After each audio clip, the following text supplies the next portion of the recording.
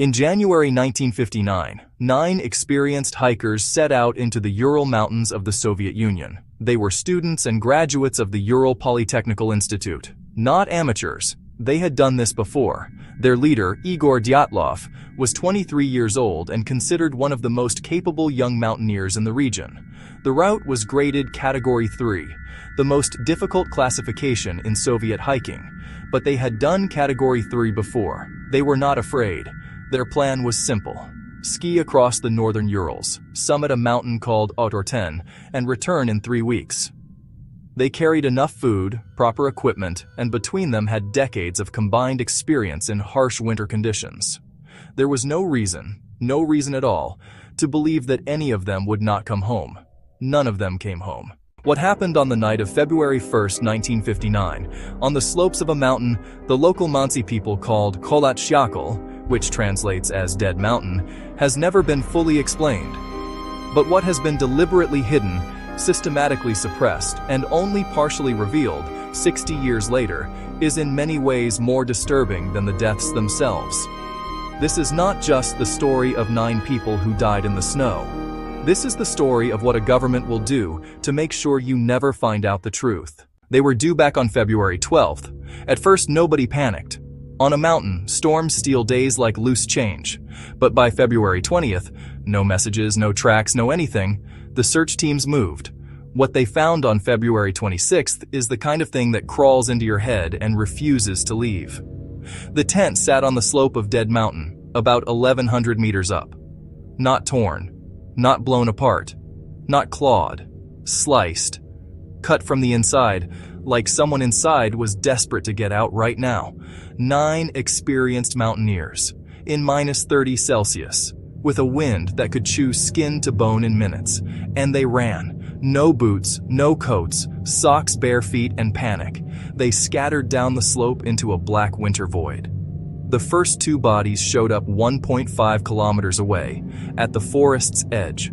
Yuri Krivonishenko and Yuri Doroshenko, barefoot, and burned. 3rd-degree burns on hands and feet, the kind you get from an open flame. But there was no fire, no charred ground, no circle of stones, no fuel. Near them, a cedar tree with bark flayed off in fresh strips. Their hands were shredded, fingernails torn, bark embedded in skin. Either they were trying to climb high enough to see something, or to escape something on the ground. Not far up the slope, 3 more: Igor Dyatlov, the leader, Zinaida Kolmogorova, Rustem Slobodin, found in a staggered line between the cedar and the tent, like they'd turned back and simply folded into the snow. Their positions suggested crawling. Imagine the dark, the wind, your lungs burning, the tent a ghostly promise uphill. That was February. The mountains swallowed the rest. For months, the snow held its secrets. Then May arrived. The thaw began. The searchers fanned out again, probing drifts, cutting through ice, following meltwater lines. And in a shallow ravine, beneath meters of snow, they found the remaining 4. Their clothing told a story no one wanted to read. Pieces from the others, layers scavenged in a hurry, sleeves cut away, proof that some had outlived the first hours and tried to survive. But the injuries didn't match a simple fall or the cold. 2 had catastrophic chest fractures, the kind of damage you might see in a car crash. Another had severe head trauma. No external wounds that lined up with the force it would take to do that. 1 was missing soft tissue, a tongue and parts of eyes. Injuries the official reports would later attribute to natural post-mortem processes. There were traces, tiny traces of radiation on some clothing. Not enough to glow in the dark, not enough to answer anything, just enough to ask new questions. Avalanche, katabatic winds, military tests. Locals spoke of lights in the night, infrasound, paradoxical undressing, animals. Every theory stitched a piece of the puzzle, but none fit the whole shape. Here's the part that still chills me. Whatever slammed into that camp hit so fast and so hard that 9 hardened mountaineers chose the razor over the zipper, the blizzard over their boots. In that moment, the tent wasn't safety. It was the threat. The mountain is quiet now. The wind erases footprints the second they're made. But under the ice and the silence, the story is still there, cut open from the inside, begging to be explained.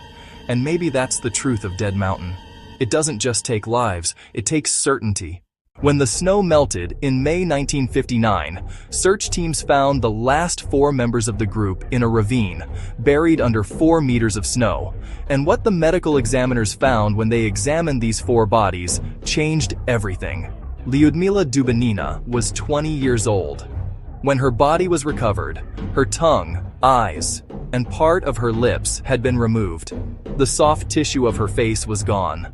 The official Soviet explanation was that these tissues had been consumed by animals or decomposed in the stream running through the ravine. But forensic experts who examined the case decades later pointed out that the rest of her body showed no signs of animal activity.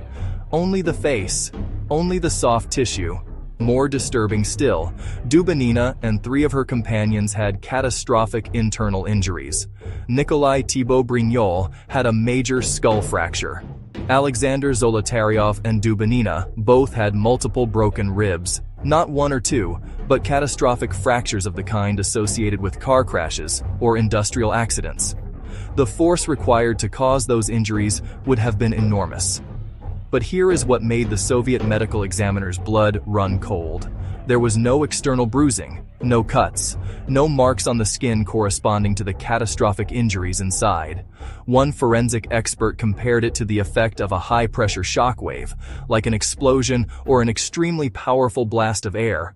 But there had been no explosion. There was no crater, no shrapnel. And then there was the clothing. When forensic teams tested the clothing of several victims using Geiger counters, they found high levels of radioactive contamination. Not on all the clothing, on specific items. Specifically on the clothing that some victims appeared to have removed from dead companions and put on themselves, as if the living had stripped the dead in a desperate attempt to stay warm.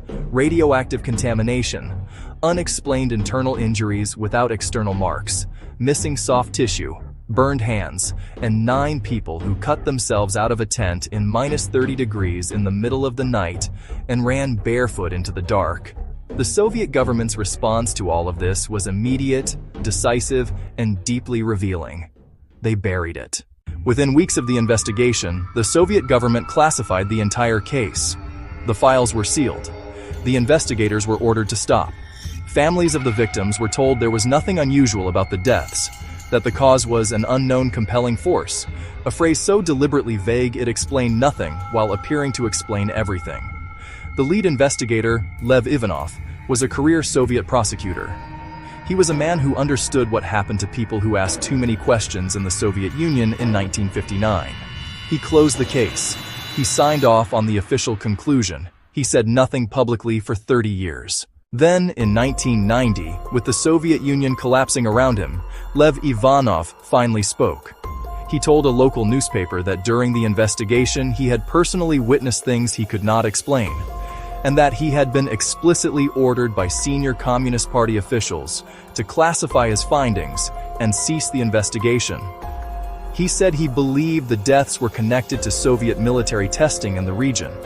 He said he had been afraid to say so for 30 years. He died a few years later, without revealing the full extent of what he had found.